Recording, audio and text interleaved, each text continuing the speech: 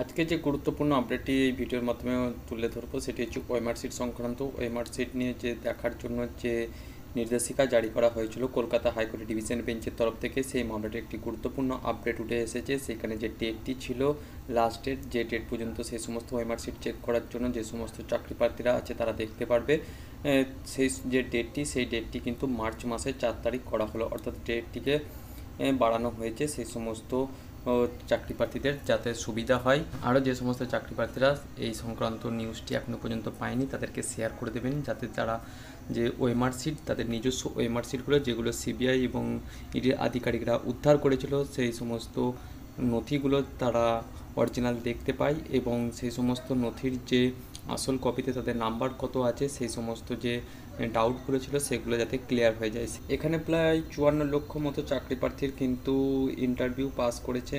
54 লক্ষ মোট চাকরি প্রার্থীর মধ্যে কেউ ইন্টারভিউ পাস করেছে, কেউ বা পাস করেনি, বা এমনও অনেক লোক আছেন। সেখানে দেখা যাচ্ছে 54 লক্ষ চাকরি প্রার্থীরা তাদের ওএমআর সিট দেখতে যায়, তাহলে সিবিআইয়ের সঙ্গে তাদের যোগাযোগ করতে হবে, অর্থাৎ সিবিআই অফিসে গিয়ে তাদেরকে অ্যাপ্লিকেশন করতে হবে, তবেই তারা কিন্তু সেই সমস্ত নথি কিন্তু দেখতে পাবে, অর্থাৎ ওএমআর সিট, আসল ওএমআর সিটগুলো তারা তাদের দেখতে পাবে চাকরি প্রার্থীরা। এছাড়াও তাদের ওএমআর সিট দেখার জন্য যে নিয়মাবলীগুলো আছে বা কিভাবে দেখবেন, তাদেরকে বলা হচ্ছে যে তারা আইনজীবী মারফত এবং সিবিআই অফিসে গিয়ে কন্ট্যাক্ট করতে হবে বা অ্যাপ্লিকেশান করতে হবে। এখনও পর্যন্ত 2000 প্রার্থীর অ্যাপ্লিকেশান জমা পড়েছে সেই সমস্ত ওএমআর সিট নিয়ে।